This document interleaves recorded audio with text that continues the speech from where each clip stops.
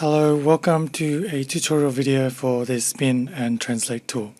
Now the Spin and Translate tool is a very simple way to take your existing articles and apply either a rewriter or translator to it. So it's a tool for bulk spin and translation of existing content. How the tool works is first you need an article location. You can select something on your hard drive using this button here.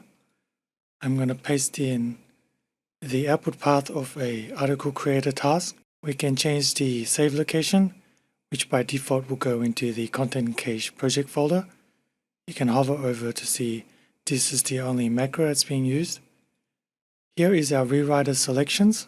Now you have a list of free rewriters and also paid rewriters.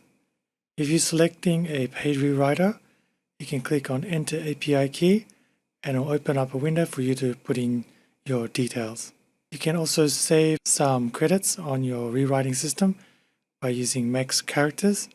And what this will do is will, after a certain number of characters, remove the rest and only send up to that limit to the spinner for rewriting. Not all spinners support them, but the ones that do, you can protect words and you can, for example, stop your keyword from being rewritten.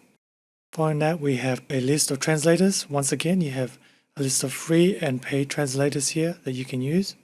For all translators, you first select the language source and you can select the next target language you want to translate it into. If you want to translate into another language and again into another language, you can go up to 3 times. If you don't want to use these additional translation steps, you just leave it blank at 0.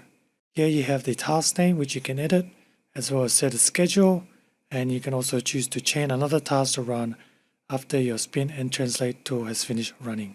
If you have any questions about what you've seen today, please reach out at seocontentmachine.com.